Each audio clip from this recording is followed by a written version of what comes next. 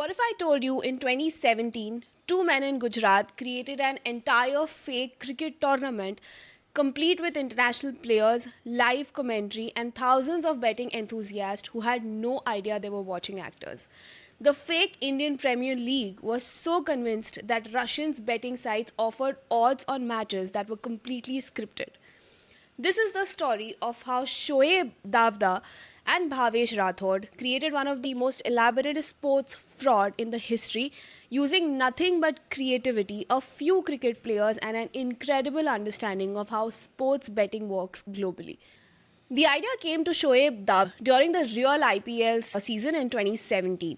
As an event organizer from Maulipur village in Mahsasan district, Shoeb noticed something interesting. International betting sites were desperate for cricket content during off-season, and most overseas gamblers couldn't distinguish between different Indian cricket tournaments. Shoaib realized that with the right presentation, he could create a fake tournament that would be indistinguishable from real cricket to international audience. But this wasn't going to be a simple fake. It was going to be a complete believable sporting event with all the production values of professional cricket. Working with his partner Bhavesh Rathod, she began planning what they called the Indian Premier League T20. Internationally using similar brands to the real IPL but with enough differences to avoid immediate legal issues. 2017.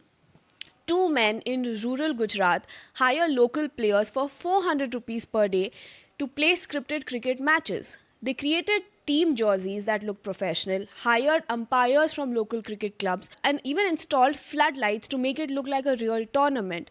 But here's the genius. They hired a professional sounding commentator who provided live English commentary, making it sound exactly like an international cricket broadcast. Russians and other international betting sites started offering odds on matches, with gamblers placing lakh on completely fake games.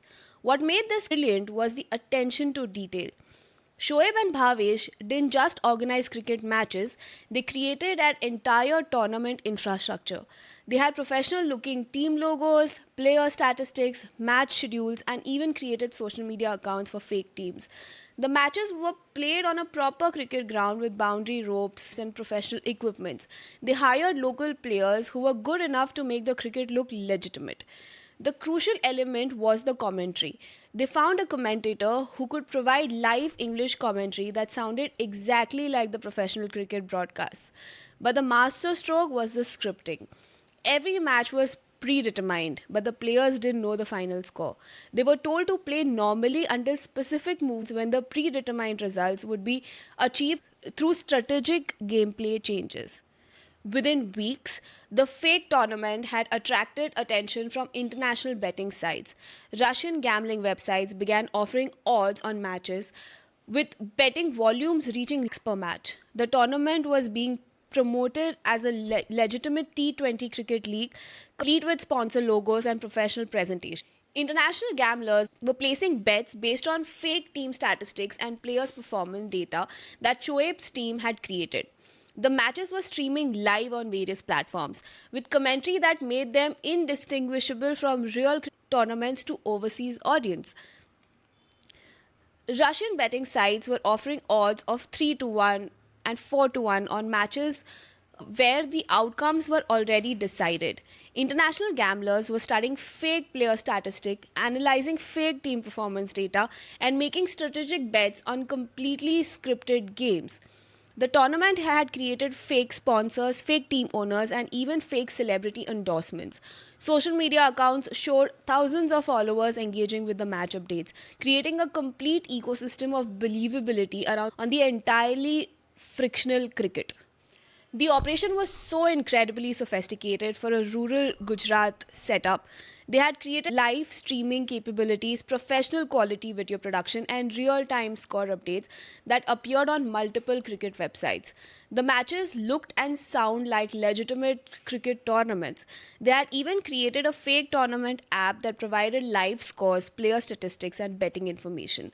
The app was downloaded by thousands of users who believed that they were following a legitimate cricket tournament. The genius was in the detail.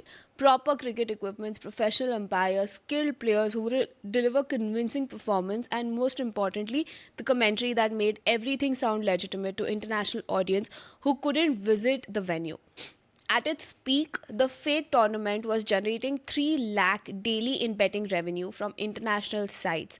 Matches were being watched by thousands of viewers globally, with real time betting happening on predetermined outcomes. The operation had become so convincing that legitimate cricket websites were featuring match reports and sporting news algorithms were publishing tournament updates. For 6 weeks, the scam was discovered when an eagle eyed cricket fan noticed that a stadium visibly in the broadcast looked suspiciously like a small village ground. Social media investigators revealed that the team logos were slightly modified versions of the existing cricket team, and players' names didn't match any known player database. Police investigations revealed the incredible scope of the operation. Over 40 fake matches, including 100 plus local players and staff, generating profits of over 20 lakhs from international betting sites. Shoeb, Davda, and Bhavesh Rathod were arrested in July 2017. What makes this story remarkable isn't just the audacity, but the production quality. In an era of instant information and social media verification, these two men created a completely believable sporting event that fooled international audience for weeks. The fake IPL demonstrates how creativity, attention to detail, and understanding of global market can create incredibly convincing frauds. It also highlights vulnerabilities in international sport betting that relied too heavily on visual representation rather than verification of tournament legitimacy. While the scam was ultimately illegal and harmful to the international gamblers, it showcased an understanding of sports production, international marketing, and digital representation that was remarkably sophisticated for a village level operation. The case led to stricter verification requirements for international sports betting sites and better authentication processes for cricket tournaments. Today, betting sites verify tournaments' legitimacy through multiple channels specifically to prevent similar frauds.